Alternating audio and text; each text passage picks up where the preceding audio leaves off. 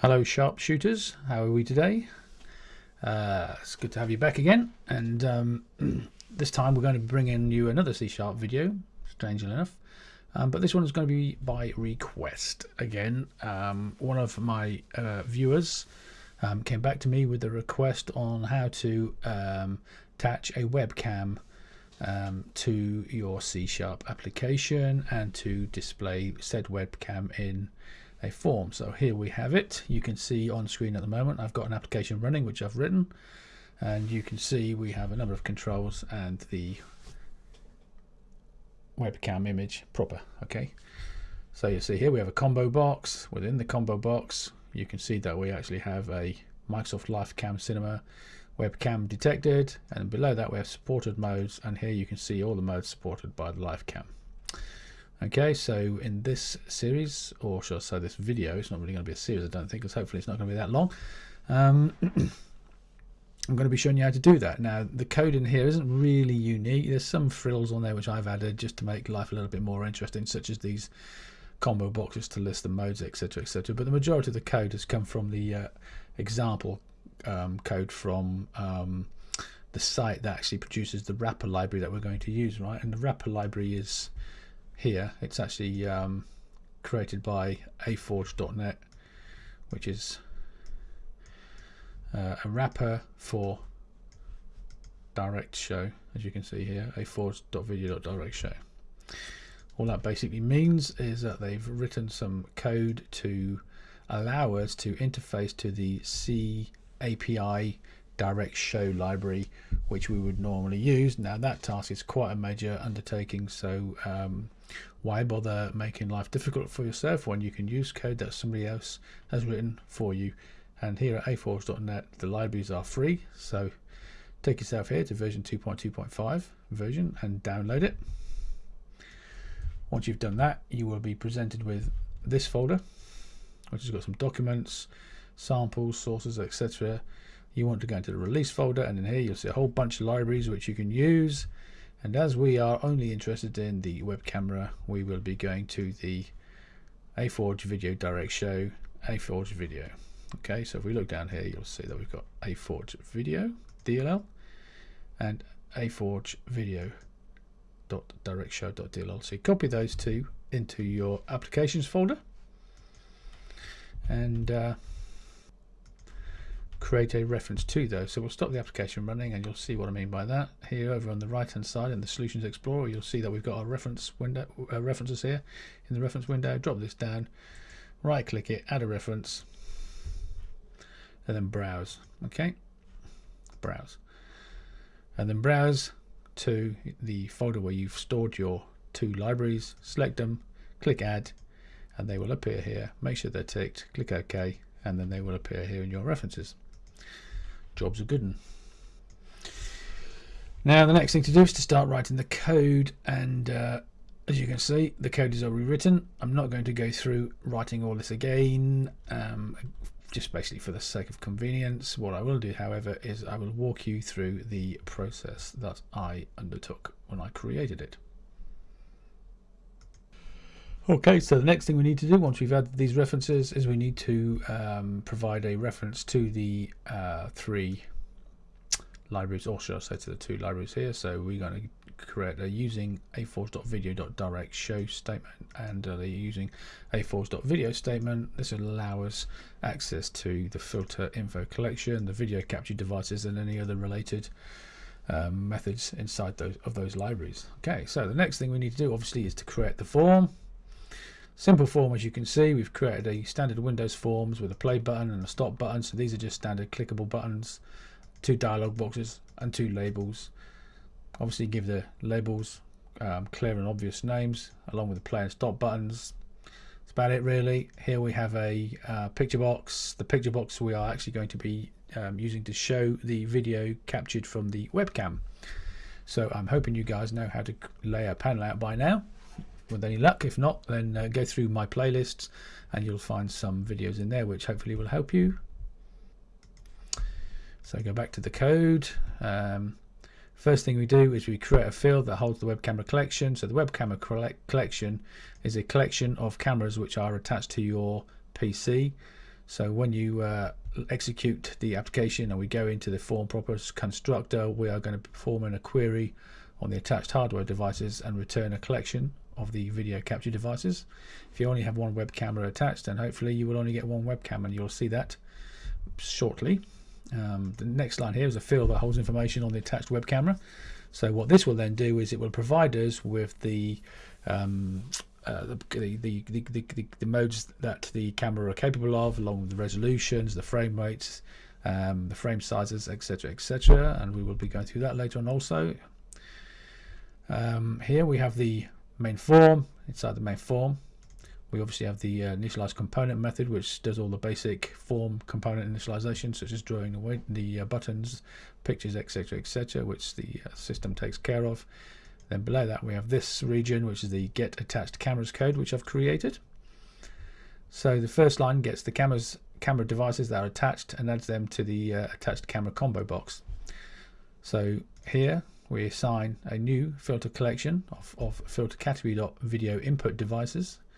So we don't want sound cards, or we don't want any other hardware that's attached to the PC. We just want video input devices, and then that will create a reference to that collection up here in the global video capture devices field. And then we just simply iterate through the collection, adding each of the detected video capture devices to the combo box. Very straightforward. And last but not least, here the combo box attached cameras.selected index equals 0 will make sure that the combo box defaults to the first item in the list, in the combo list. The next region here, get supported modes, will then interrogate the detected hardware or detected camera to ascertain what its capabilities are. So the first thing we do is here we say we get the camera supported modes and add them to the supported modes combo box. So final video equals new video capture devices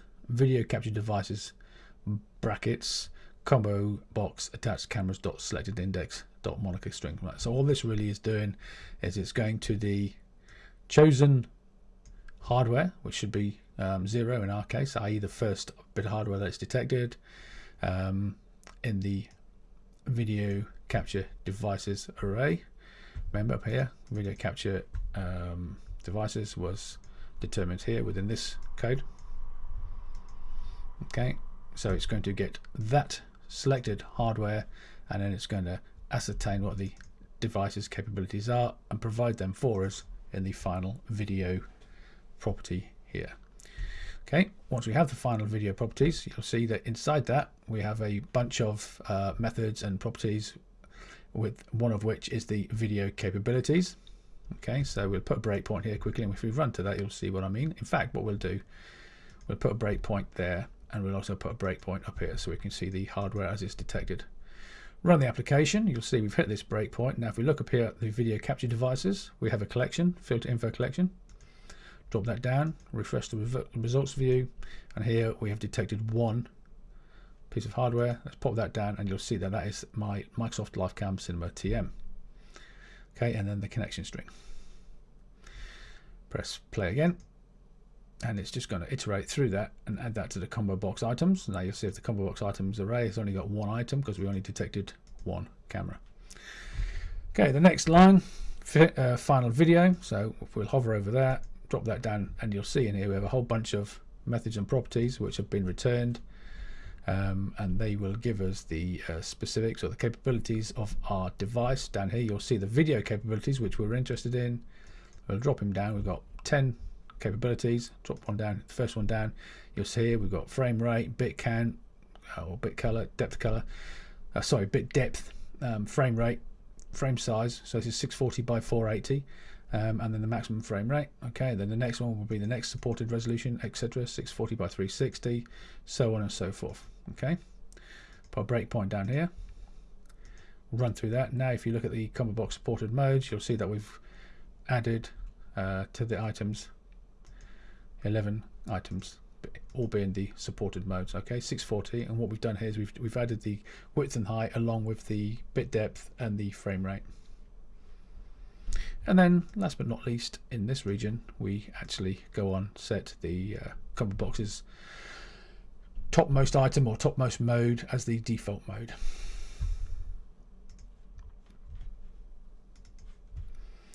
Okay, so fairly simple, straightforward so far. If not, leave a comment down below and I'll get back to you on that. And then finally, inside the constructor, we attach the event handler for when a new frame is received. And I can't spell frame because we've spelled it as frame. So basically what happens is the A4's driver will go away and it will interrogate the webcam, and each time it receives a new frame, it will fire an event. And what we do inside that event is process the frame as it comes in real time. So our event handler method is called new frame, or final video underscore new frame. And then down below here somewhere you'll find, here we go, we've actually created that handler to handle the frame event. Okay, so that is the main form and constructor. The next line we're going to be dealing with is the start click event. So to start the video, this handles the start webcam button when we click it, or the start webcam event. In here we've got a few lines of code, nothing too complicated again. First line will select the video resolution from the supported modes combo box. So essentially we run the application, the combo pops up with the supported modes stroke resolutions, and we are going to go in there, we'll select a resolution, and this is where we actually assign that resolution to the final video driver. So when we actually start the video down here, we will get the chosen resolution, or resolution of our choice. Now each time you choose a resolution, obviously the frame size is going to increase or decrease. 1080p for example, obviously it's going to be somewhat bigger than 680 by 480, so or 640 by 480. So what we want to do is we want to try and increase the client area and the picture box in real time to support or encompass the chosen mode. Okay, so you'll see when we actually run the application here, 3, 2, 1, get rid of that breakpoint. Here we go. You'll see that we've got a small window at the moment. If we press play, notice how the window increases in size automatically.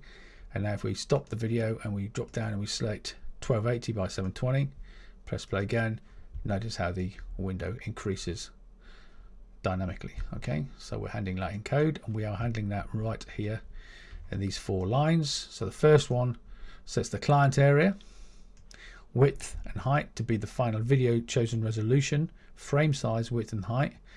The width includes the group box, which is containing the start and stop buttons, plus a little bit on the end for margins, etc. And then the height is just the video resolution frame height, plus again some to take into consideration things like margins and menus. Next one down is the client. It's not the client size, even though I spelled client here. It's actually the picture box size. So this will now match the picture box video width, and the picture box video height will actually, I've called it picture box video, it's actually just a picture box. Obviously, you know, you want to apply naming conventions which relate to the property that the picture box is going to be dealing with, which is obviously going to be the webcam video.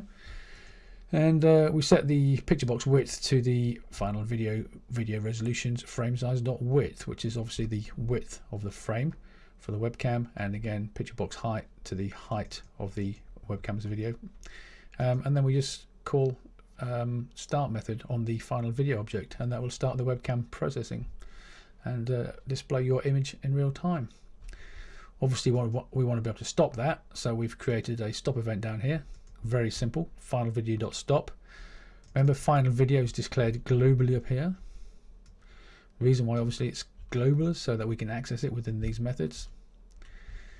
And then, not necessarily lastly but least, second to lastly but least, we have the final video underscore new frame event handler, or frame event handler. Okay,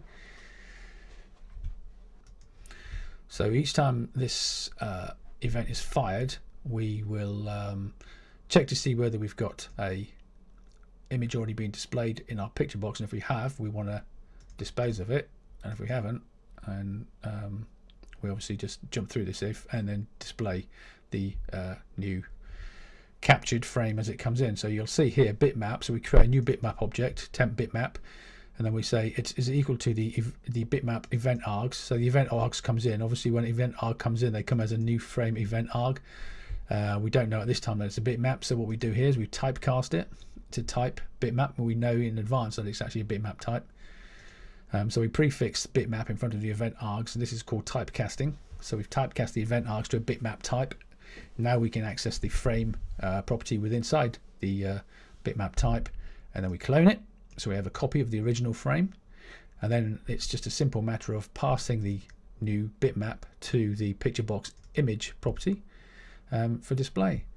Now this is where the magic would happen if you were to do something, for example, number plate recognition, or you want to add some graphics to the final picture, or you want to track something within your picture. You can process the bitmap here and then do what you want to it before you actually display it into the picture box image.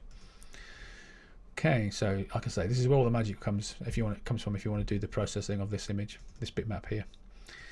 And then lastly, but not least, if you don't stop the webcam from playing when you exit the application may stay resident in memory, so you need to actually close or stop the video playing before you close it now. So what we do here is when the form's closing, or on the form closing event, we actually check to see whether the final video is not null, and if it isn't, we will stop the video playing. We have to check it's not null because, for example, if we got here before we actually instantiated the final video object, application would crash. And then we're just forcing a basic video stop here to make it. I mean, if the video camera's already stopped or the webcam's already stopped, this doesn't hurt. But if it's not already stopped, then obviously this will stop it, and it will allow us to close the application down cleanly, and then it will close down. So that's it, really. Very simple.